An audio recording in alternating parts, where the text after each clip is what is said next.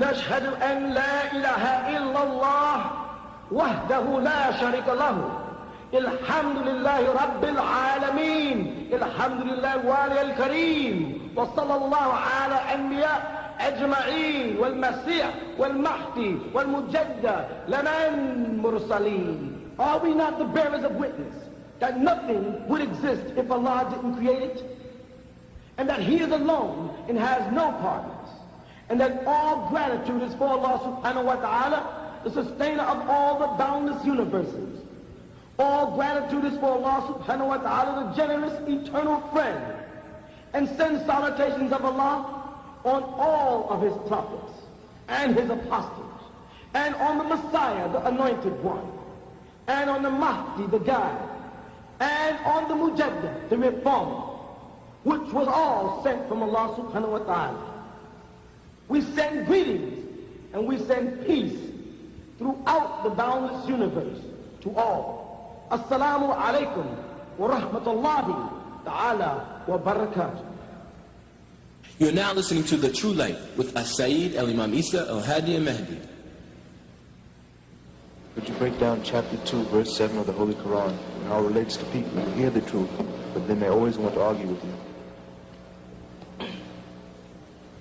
Okay, inna alladhina kafaru, again, surely those who are kafir, they maliciously attempt to cover the truth. It's sawa'un, it's equal, it equivalents to alayhim, on them. It says andartahum. The word nazar means to warn somebody. It calculates whether you warn them am lam tundirhum, or you warn them not. La yu'minun. They're not going to be faithful. So what it translates to mean? Surely those who try to cover the truth, it comes out the same whether you try to warn them or if you don't warn them. They're still not going to become faithful. Now, you can talk yourself purple in the face trying to convert some of these people who think they understand Islam. You're wasting your time because they think they got it figured out. Because they bypassed the Quran and went to Hadith. But they bypassed the book called Revelations and they went into the books of Matthew, Mark, Luke, and John, which are Jesus' Hadith. They bypassed the Torah and they went into the Talmud, which is the Hadith of the Torah. And now the Jews live by the Talmud, the Christians live by the books of Matthew, Mark, Luke, and John, and the Muslims are living by Bukhari, Muslim, Shafi, Hanbal, and Hadith people. And all of them have gotten away from the text of Allah. The book of Jesus was the book of Revelation. How do you know? Read it. Anybody got a Bible? Open it to Revelation. It says this is the number one part of Revelation. This is the revelation of Jesus the Messiah, which the Lord gave unto Him to show unto His people what must shortly come to pass. That's exactly what it says. You won't find that in the book of Matthew. You won't find that in the book of Mark. You won't find that in the book of John. You won't find that in the book of Luke, Timothy, or any other books. But right in the book of Revelation, Revelation chapter 1, this is the revelations of Jesus Christ which the Lord gave unto Him to show unto His people what must shortly come to pass. Is that what it says in the Bible? In the book of Revelation? So what book is Jesus' book? The Revelation. It told you. Not Mark, not Matthew, not Luke, not John. Those are His hadiths. And because of those hadiths is why we have so many different denominations. From John the Baptist, we got the Baptists. We got the Pentecostals from the point of the Pentecost. 7-day Adventists for the 7-day advancement of the angels. Jehovah Witness for Jehovah, it shall be my witness. People took these books, was not the book of Revelation, you see, and derived the names of their congregations from them. Now, instead of going to the book to get their name, here we go.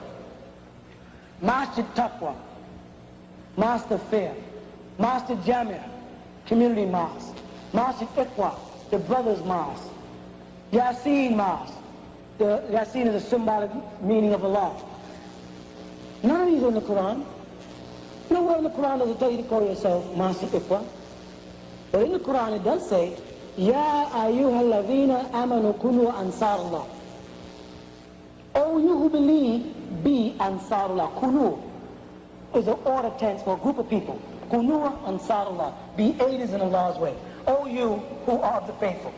Ya ayyuhal ladina amanu kunu ansar Allah. It tells you what to be, right there in the Quran. It doesn't tell you to be Mashik Iqwa, Mashik Mu'minun. It doesn't tell you that. There's some men put together. We're not Ansar Allah community because we like the way it sounds. We're Ansar Allah because we found our name there in Allah's words. وَقَسِّمُوا بِالْحَبْلِ اللَّهِ جَامِعًا. So therefore we say جَامِعًا, جَامِعَ Ansar Allah, جَامِعَةُ Ansar Allah. وَقَسِّمُوا بِالْحَبْلِ.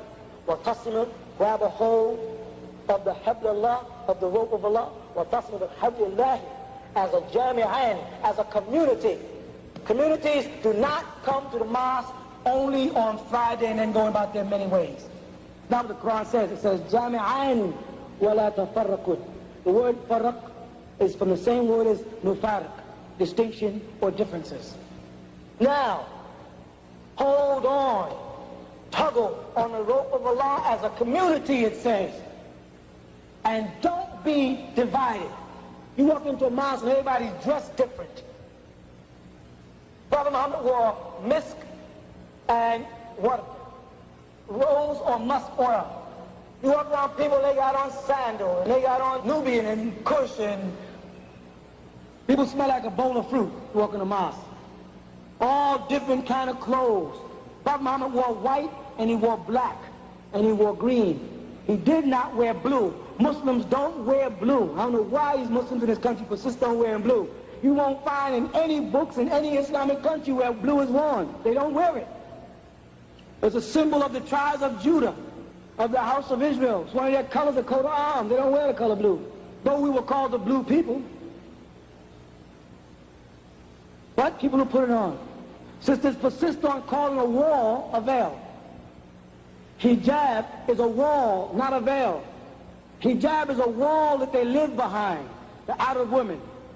And if you go to Saudi now, and you see one of those walls made up of these little fine prints, but they look out, but you don't see the real women, because they have servants that go shopping for them. That place is called hijab. You understand what I'm saying? The word khimar, from khayma, the word khayma means tent. Khimar means to cover. Khumra, which they translate in the Quran in English as wine, has nothing to do with the word wine at all. It has to do with blocking the intellect. Anything that blocks the intellect is haram. I'm talking about all of those teas, all of those coffees, and all of those cigarettes. All of these are khumra, not just wine. The word wine in Arabic is nabid.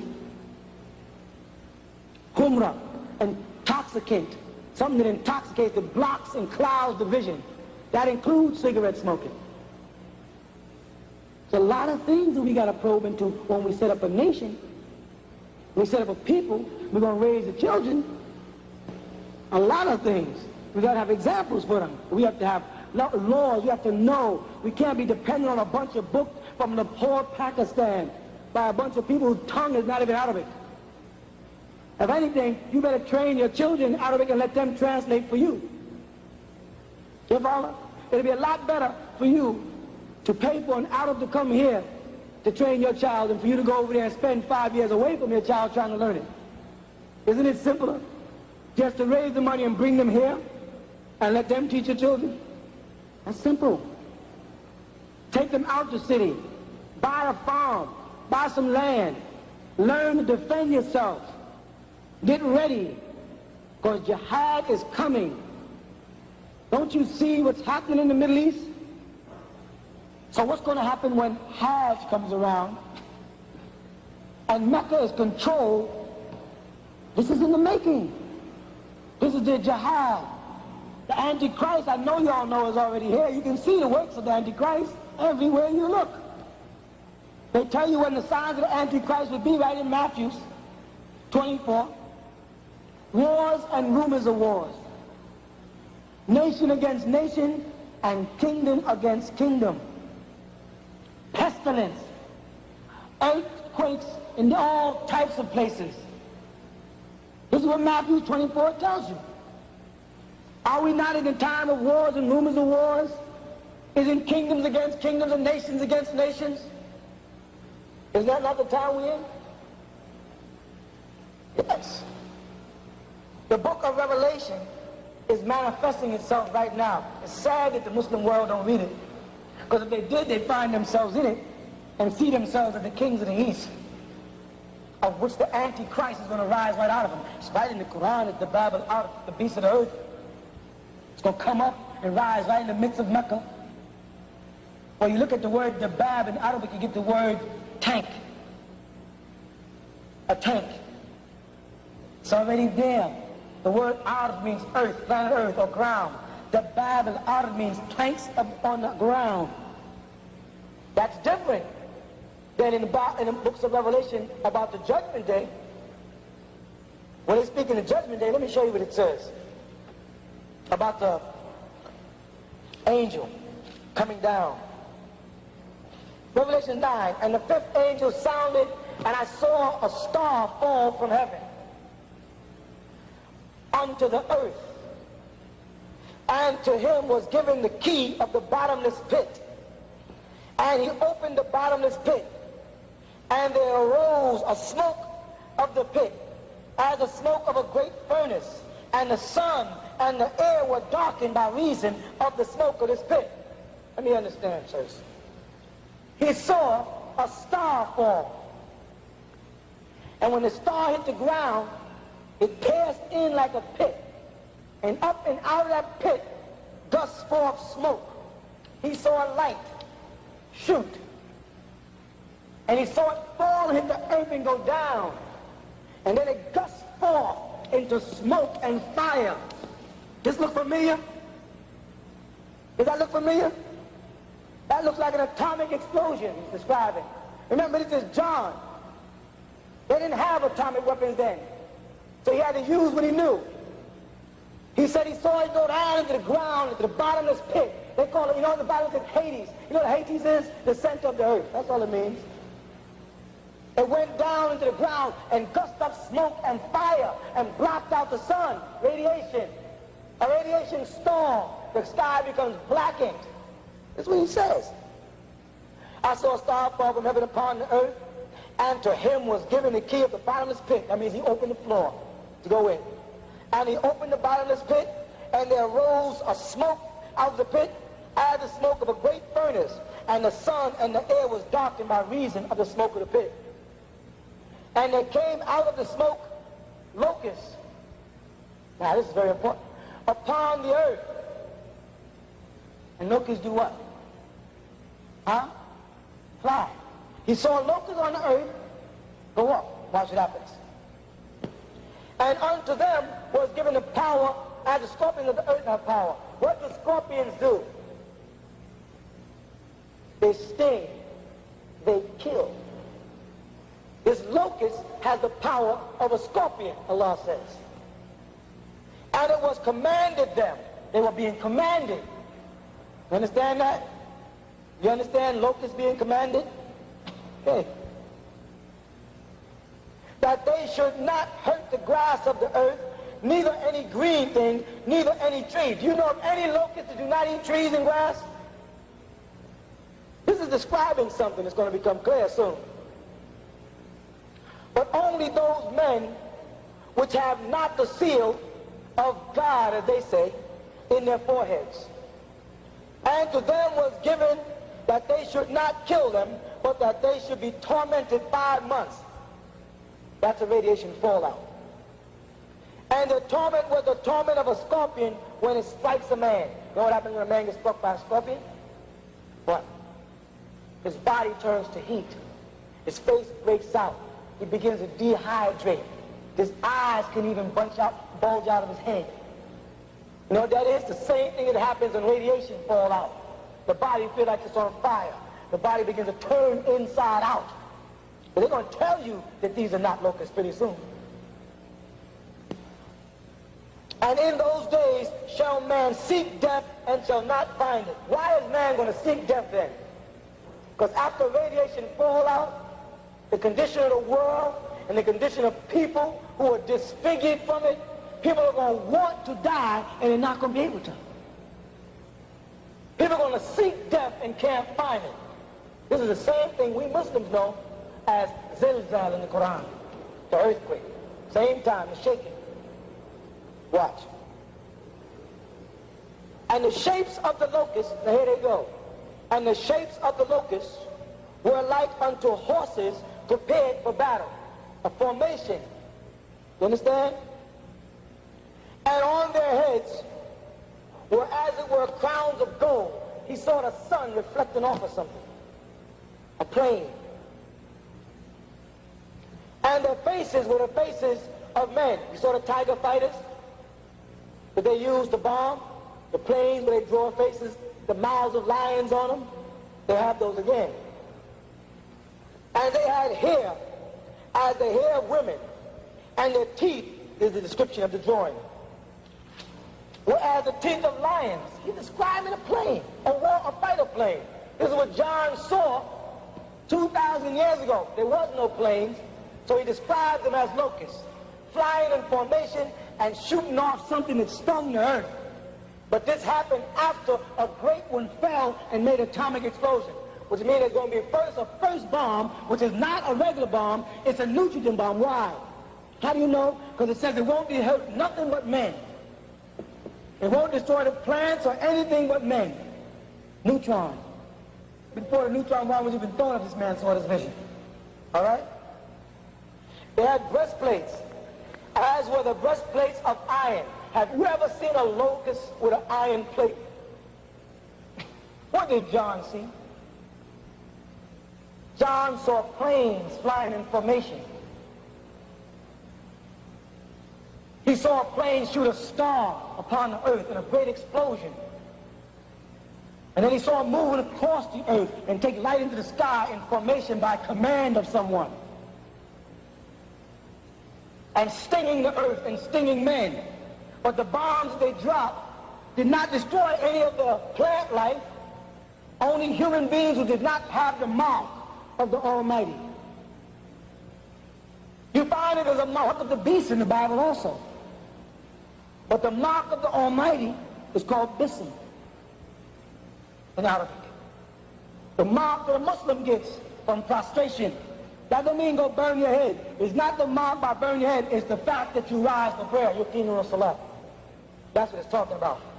Because Jesus said in Matthew chapter 5, verse 9, blessed are the peacemakers, for they shall be called the children of God. Now, name a group of people that call themselves peacemakers.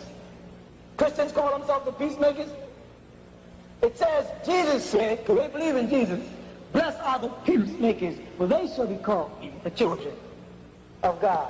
Which we know they mean Allah Ta'ala. You say the word Muslim, you know what you're saying? Muslim, one who's of peace. Not one who submits. Musallam, the shaddu ala lam, is the one who submits. That can be used about to get you a headlock. I can say, tasallam, you surrender. The word Muslim with lam alif means one who's of peace. Al-Islam means a peaceful state. Jesus then told his followers that Muslim was going to come right out of his own followers. How many of y'all were Christians in some form or fashion? And now you're Muslim. Jesus said, blessed are the peacemakers, for they shall be called the children of God. These are physical descriptions of the life and practice of our Apostle Muhammad sallallahu alaihi wasallam.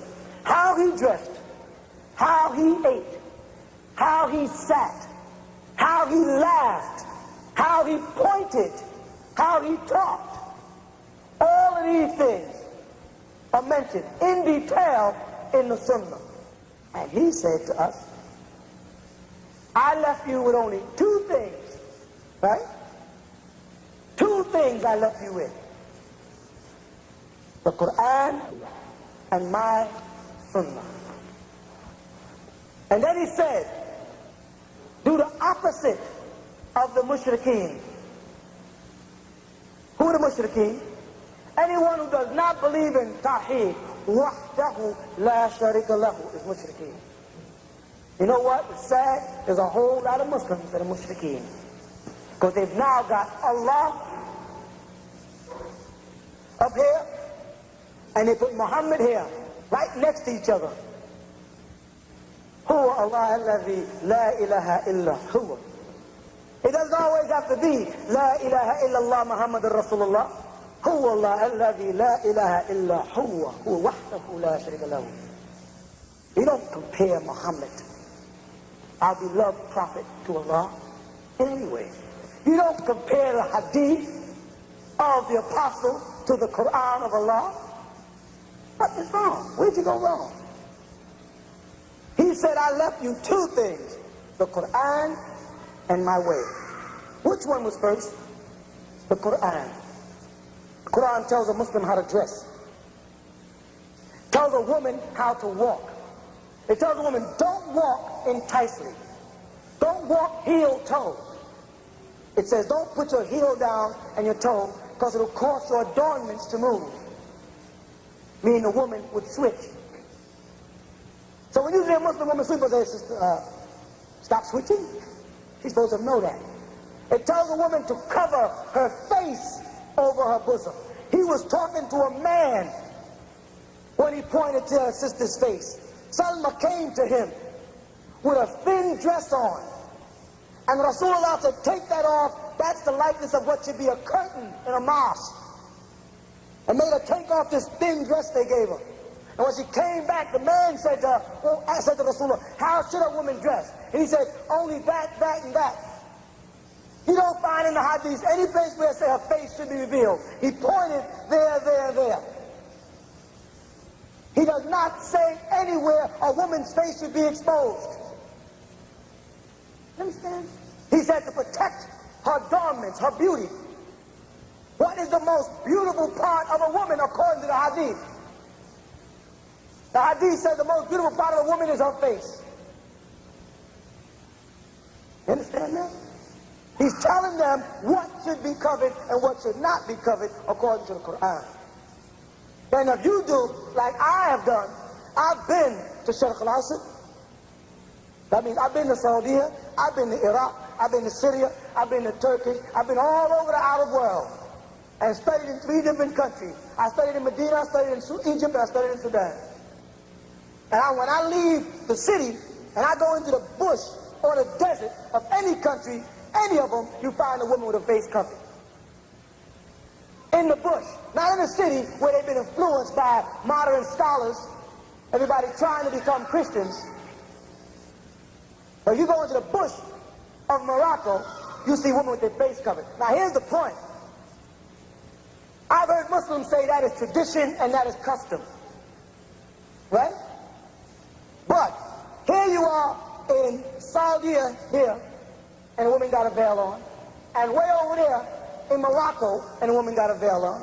And way over there in Algeria, and a woman got a veil on the Sahara. You understand? And the men dress differently. If it was a custom of the country, wouldn't the men and the women be dressed the same?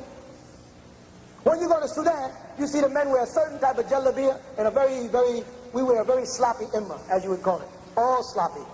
The women wear thobe, wrapped around.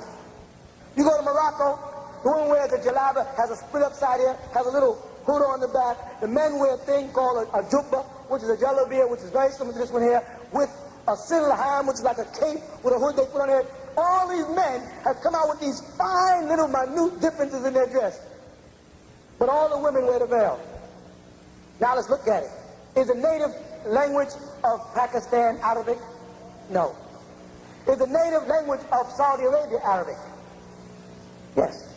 Is the native language of Morocco Arabic? Yes. Is the native language of Algeria Arabic? Yes. Is the native language of Libya Arabic? Yes. Why is it that Pakistanians can tell you all in their hard Pakistan books that you don't have to wear a face veil? And you can look into the Arab magazines and see women with face veils in Arabic-speaking countries. Where did they get the idea? Tell me, anybody. Where did the veil, don't tell me the Turkish, because the Turkish didn't have nothing 200 years ago. Where did they get the idea to cover their face from? Tell me where the idea came from. And how it ended up on 4 different continents. They must have got it from something that they all have in common. And what is that? the Quran. Because the Moroccans in Maghribi, they have their own customs and traditions. You understand that? The women, the marriage, the divorce, everything is different. No, none of them follow the Sunnah of Rasulullah. They have their own customs and traditions, everything. But then when it comes to dress, all these women found their way to the veil until modernization and modern scholars even, modern Islamic scholars pop up on the scene. Don't let nobody tell you that that's because Islam is in your heart.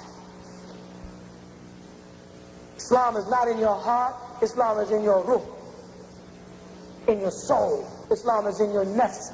Islam is in your spirit, in your essence, not merely in your heart. You have 3 words for love in Arabic.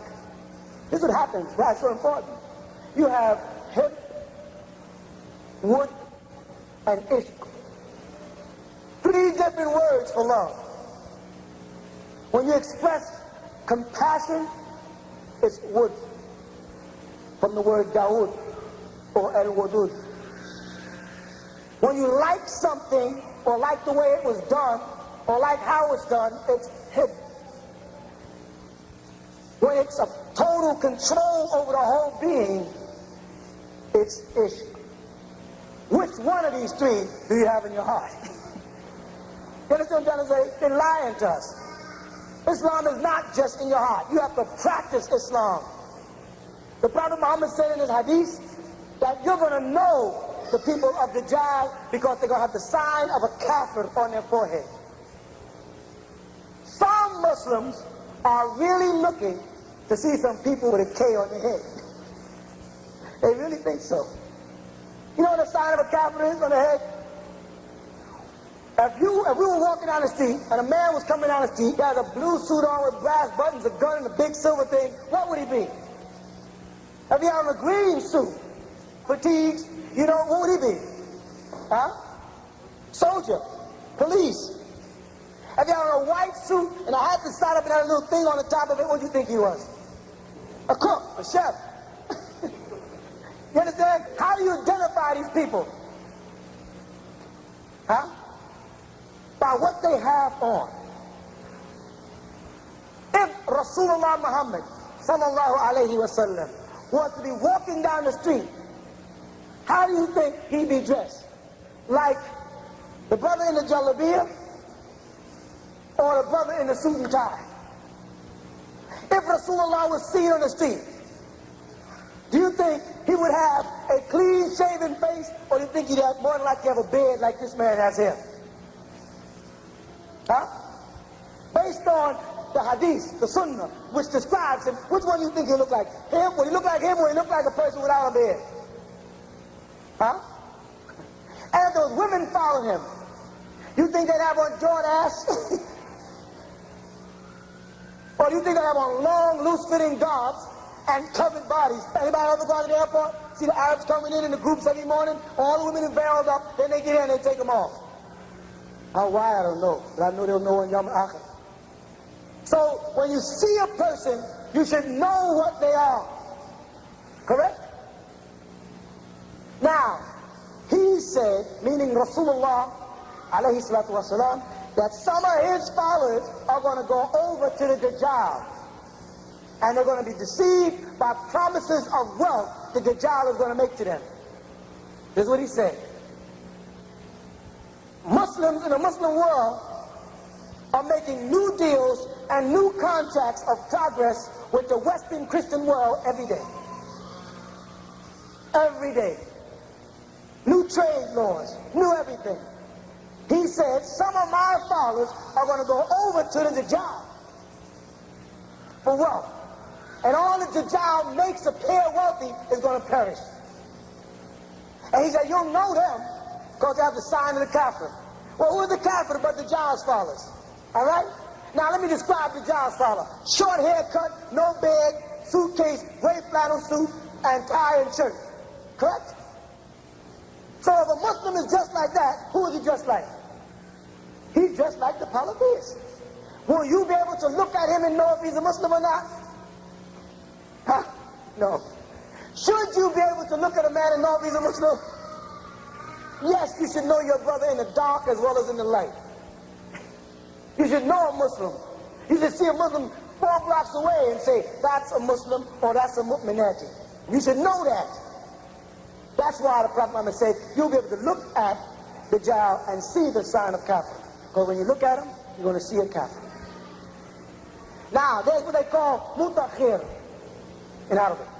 When a Muslim has the right to say he's not Muslim to do something for Islam. This is a law that's in the Sharia. Where it came from, I don't know, but it's there. Say for instance, you was a doctor, right? Or a pediatrician, and you operated on babies. And you came to me and said, Imam, if I wear my jalabiya and my taghiya to the hospital, I will lose my job. And I receive Muslim babies when they come in. You follow what I'm saying? What should I do? Should I tell you to leave the hospital and put the babies in the hands of the Yahudi, the Jew or the Christian? Or should I tell you to stay there, you follow that, and receive the babies in mutakhir? They have that also. Muslims were allowed to do things like that, to go amongst the camp. Salahuddin, you know who Salahuddin was? Of the crusade? Huh? How do you think Salahuddin was able to deceive the king? He lived with him, ate with him, cured him of his sickness and everything. How do you think he was able to deceive him into thinking he was not a Muslim if Salahuddin had to pray 5 times a day in front of the king? How? Huh? He had to pretend that he was not a Muslim. You understand that? To make the point. Read about the Crusades, you see it. It has happened in the history of Islam. But if you ain't got that as an excuse, then you better be in the dress of the Prophet Muhammad. Otherwise, you're going to be classified as Masjid al-Dajjal's followers. If you think that your living here is to make money and survive and get rich, then you will have went over to become a follower of Dajjal. You're doing the exact same thing the Arab world is doing right now, selling out Allah Ta'ala. Here's that Mecca. Right now, Mecca is a business proposition. It's who got the money. And Rasulullah told us in the last day, he said, my people are going to make Hajj just because they can afford it. I met Muslim brothers in Mecca. I walk up to them. I said, Salaam alaikum. I said, wa alaikum salam. I said, Anta min wayn? Min aina? Say, huh? Min fayn anta? Go to dialect. Huh? Where you from? America. You don't speak Arabic? No. How are you going to perform the rites? Or have a mutawa? This man, there's no such thing. There's no such thing as a man who performs the rites for you for Hajj. So you go all the way up there, spend all your money, and you're going to come back. Now you're not Hajj. You're not Hajj. You just went on a vacation. That's what the Prophet Muhammad said when he said, my followers will get to the point where they're walking up to Mecca. A lot of Americans walk around, I'm Hajj this, I'm Hajj that. They don't even speak the language. They couldn't make the rites because they can't even read Arabic. And no one can do it for you. If a man can make Hajj for you, then a man can make Salah for you. I can say, listen, I can't make Maghrib. You make Salah through Maghrib for me today. I can't make it. Nobody can make Hajj, because Hajj is a prayer. I don't know where they came up with this new thing with the mutawaf. That means the men who run around and lead people. Half of them are not even Muslims. This is what you're up against. We have decided here what a Muslim is, what a Muslim believes in, how a Muslim should dress. I'll take you to the Injil, how Isa foretold you're coming, how you are here. What are you waiting for? If paradise is elevating to other galaxies, then what and where is hell? Okay, hell is where you will make it. Hell, the Quran has many dimensions of the word for hell in Arabic. They have words from Sir to Nur. They have many words, and each one of them describe the state of mind that people are going to put themselves in. Okay? Very rarely do you find the word makana, place. Hawiya, the bottomless pit, merely means a boundless place. That's more interpreted in Arabic as eternally than anything. Now, when we say that heaven is planes, we're talking about states of growth emotionally.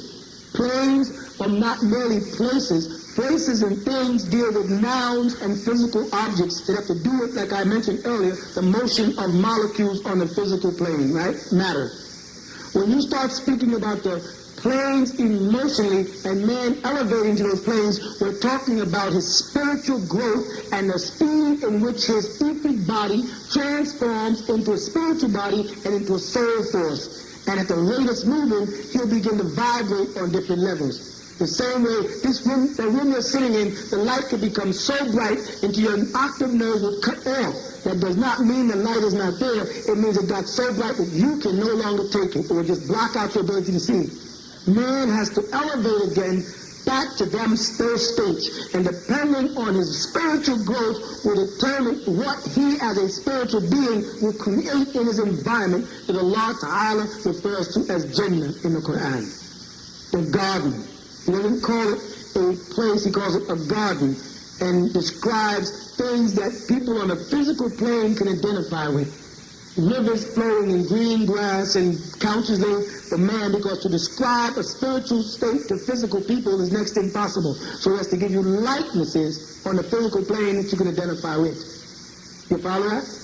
Oh, right. And hell is an abode where people are going to judge themselves by their sins, not for their sins. And hell resides deep down in the essence of each individual. You give yourself hell when you do wrong and know it's wrong. How does it compare to the last day or the day of standing?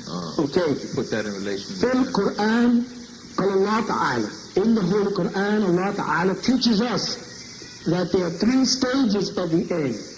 The first being Yawm al-Din. Yawm al-Din, the day of doom, the day when people will be questioned about things, judgment. The next one Allah Ta'ala uses is Yawm al-Qiyamah.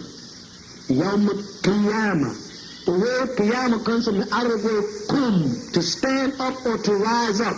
Not Ba'atha, to resurrect, but Qum, to just stand up physically. Okay, to erect yourself. And the last one is called Yawm al-Akhir. Yawm al-Akhir. The word Akhir means the final or the end. Man must pass through these three stages before he has totally become godlike again. Or, would we have it, one with Allah.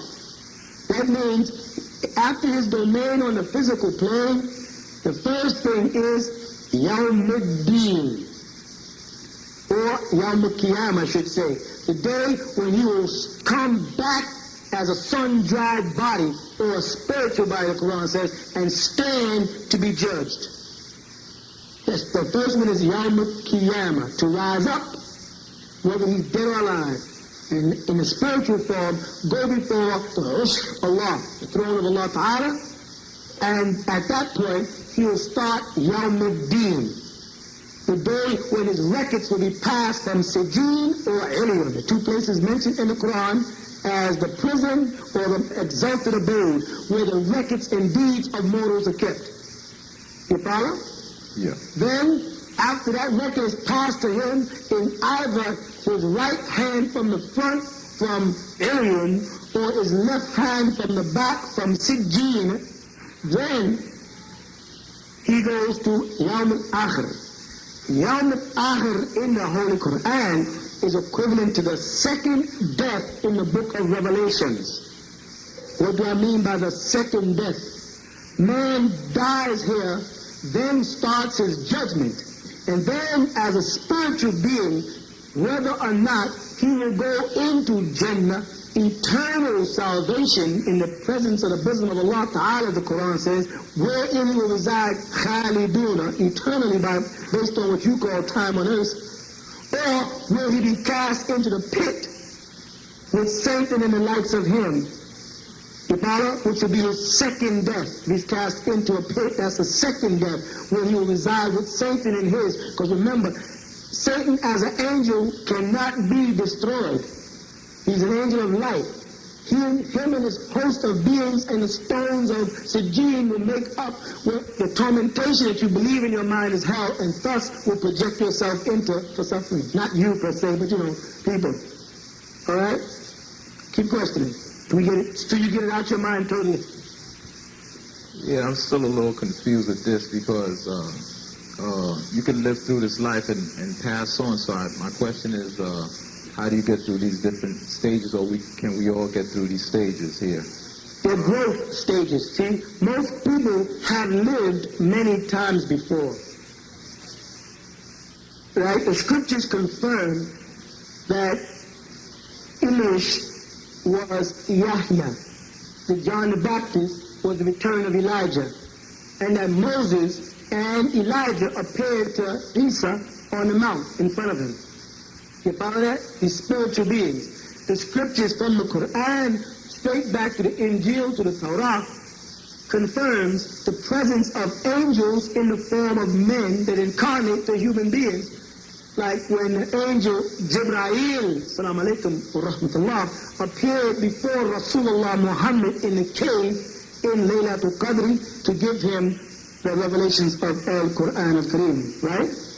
And he also, Jibreel, appeared to Miriam, the mother of Jesus, to tell her the announcement of the birth of the Messiah, Jesus ibn Maryam, the son of Mary, correct? So we have records in the Holy Scriptures, be they the Torah, the Injil, or the Quran, or the Zabur, of supernatural beings appearing in the form of human beings to converse and interact even to the point of breaking bread and supping with mortals. And the Hadith confirms it when it mentions Jibreel coming to the Prophet Muhammad in the 40 Hadith. So we have records that there is life beyond this life throughout all of the scriptures. Insofar as this being Gabriel was with Abraham at one point, Moses at another point, Mary at another point, and Muhammad at another point, and we're talking 5,000 years. All right? And they always come with the same message. That man has to realize that he is one with the universe. He is one with the Creator, Allah subhanahu wa ta'ala, and must raise himself back to that state so that he can go back to where these beings came from. These beings, angels as they call them, are coming from some abode to deal with mortals. And they're saying that you mortals want to get back to that abode. So the answer to your question is, there are levels of aspiration that men have to go through when they can make a transition from a mortal being to an immortal being, when they can let the spiritual self dominate the physical self and prepare their inner being for that journey back to wherever these beings come from. Of course, there's an answer, but to keep taking the subject deeper and deeper, just to say to wherever they come from, wherever Gabriel, the angel, comes from, and Uriel and Raphael and Michael, where they come from is where you're trying to get back to, and obviously came from if they say that man was placed on earth from someplace. Took the man and placed him in the garden. If they placed you in the garden, they brought you from somewhere. And that place is where you're trying to get back to. Yes, it is possible, but it calls for application, discipline, and obedience. Some of the things that the devil taught human beings not to do. To apply themselves to the best of their ability, to obey, and be obeyed. They can't take instructions because everybody, since the beginning of Genesis, is suffering from a God complex. When the devil said that he does know that in the day you eat thereof, your eyes shall be open and you shall be as gods. Now everybody you meet thinks they understand the scriptures, thinks they got a monopoly on its meaning. Everybody wants to be the God. Instead of admitting they don't know and sitting down and being instructed so they can make it, everybody tries to interpret it themselves because their ego dominates their divinity. اقرأ باسم ربك الذي خلق خلق الإنسان من علق اقرأ وربك الأكرم الذي علم بالقلم علم الإنسان ما لم يعلم صدق الله العظيم.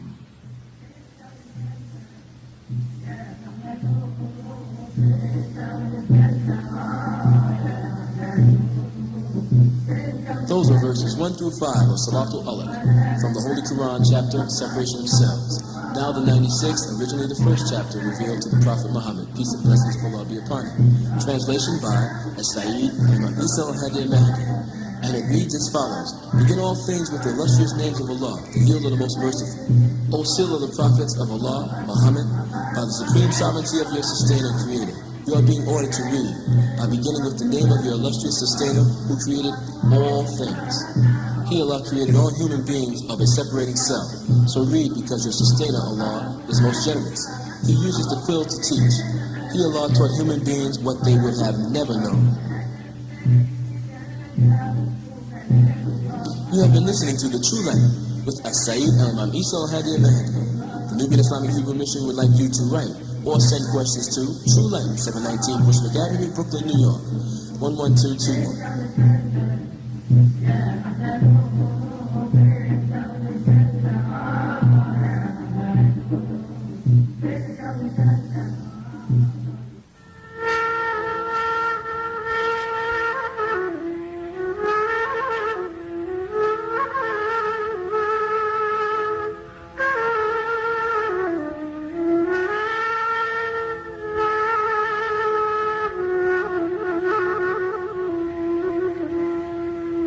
ربنا أكمل لنا نورنا وأكفر لنا إنك على كل شيء قدير.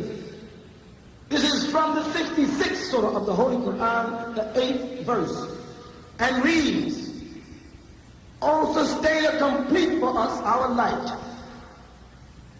and forgive us, for surely you have the power over all things.